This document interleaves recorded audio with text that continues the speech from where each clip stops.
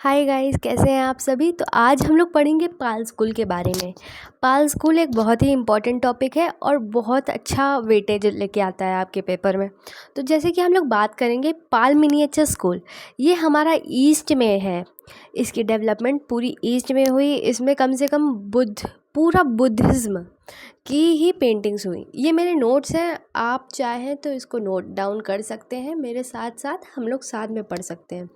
तो पाल miniature school की बात करें तो इसकी डेवलपमेंट 8 to 12 CE में हो गई थी। जैसा कि ये लिखा है मैंने, 8 to 12 CE में इसकी डेवलपमेंट हो गई थी। और इसमें बेसिकली इसमें कल्चरल, रिलीजन और पढ़ाई में बहुत ध्यान दिया गया। इसमें बुद्धिज़्म एक्सप्रेशंस का बहुत ही अच्छे से रोल हुआ इन ईस्ट। इधर जो पाल स्कूल है ये बेसिकली हमारा ईस्ट में डेवलप हुआ, तो इसको हम लोग ईस्टर्न स्कूल के नाम से भी जानते हैं, eastern school of miniature paintings. Present day Bihar और बंगाल लगता है ये हमारा।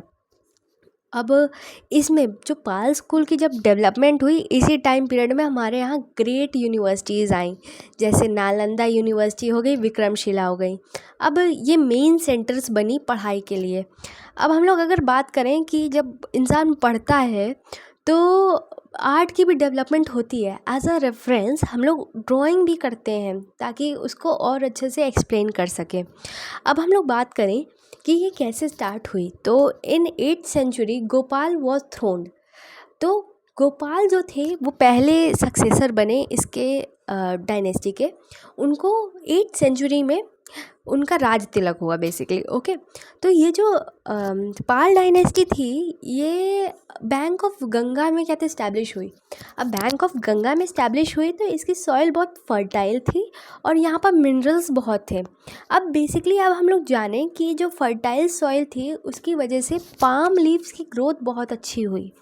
Palm leaves were the main thing जिसमें हमारी पेंटिंग्स बनती थी उस टाइम में।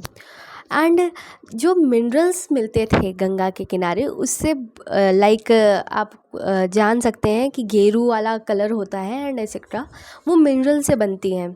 तो जब गंगा जी के किनारे इतने मिनरल्स मिलते थे तो आर्टिस्ट के लिए बहुत ही अच्छा था, क्योंकि वो as a minerals as a colours use करते थे। अब हम लोग बात करें गोपाल की, तो ये फर्स्ट फाउंडर थे पाल डायनेस्टी के। ठीक है, it's said that he leads the ground work for artist development for patronising Buddhism monasteries. तो अगर हम बात करें तो इनका पहला वो था रोल था, क्योंकि इन्होंने डेवलपमेंट आर्टिस्ट की डेवलपमेंट में बहुत काम किया। बुद्धिज्म मोनेस्ट्रीज़ जितनी भी बनी उसमें ये लोग, जितनी भी मोनेस्ट्रीज़ बनी हम लोग अगर बात करें तो उधर सब में क्या कहते हैं, बुद्धिज्म की स्टोरीज़, लाइक बुद्धा की लाइफ से रिलेटेड स्टोरीज़ और एक्सेट्रा पोर्ट्रेट होती थी दीवालों में।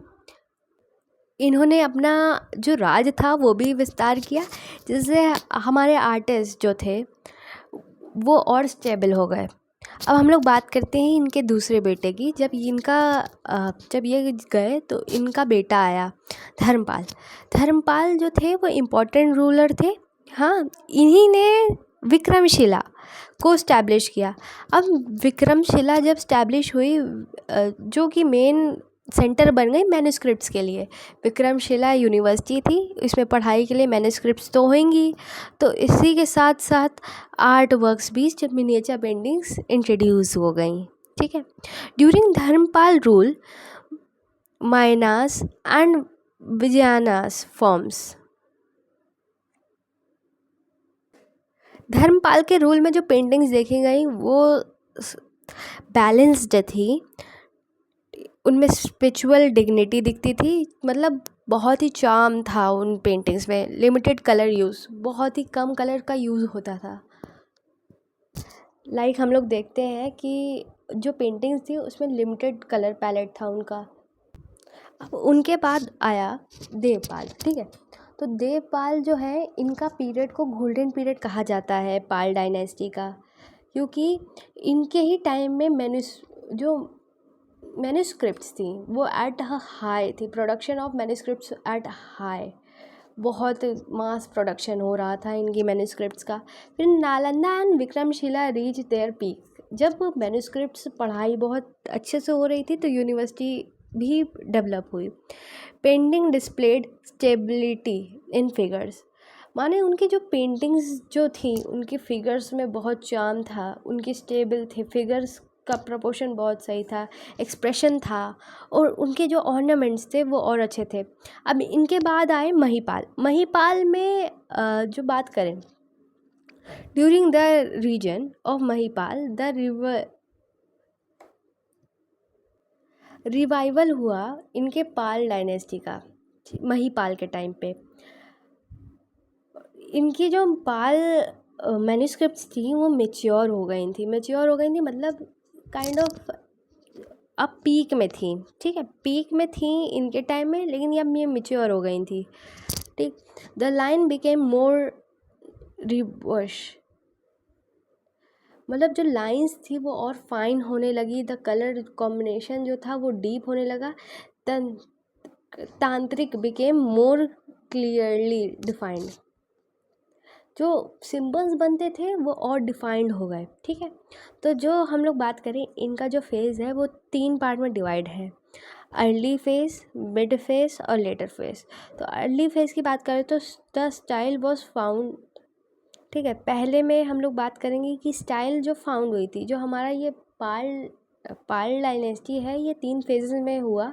इसमें पहले स्टाइल फाउंड हुई, फिर लिमिटेड कलर बहुत लिमिटेड थे, और बैकग्राउंड वॉज केप्ट प्लेन, जो बैकग्राउंड था वो प्लेन रखा गया। Figure was stable but ornaments were less, तो फिगर जो थे वो स्टेबल थे पर ऑर्नामेंट्स जो उनको पहनाए गए वो बहुत कम थे। अब मिड फेज़ में बैलेंस प्रोपोर्शन ऑफ फिगर, जो फिगर बनने लगे वो सारे बैलेंस थे, clarity of symbols are evident, ठीक है।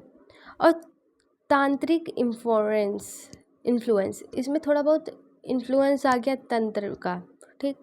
लेटर फेज मेच्योर हो गई, मेच्योर स्टेट ऑफ पाला, और फिर हो गया लाइंस बिकेम मोर फाइन, जो लाइंस थे वो और अच्छी हो गई।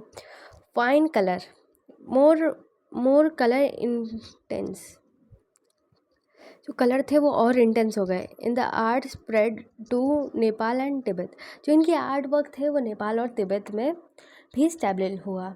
Thank you.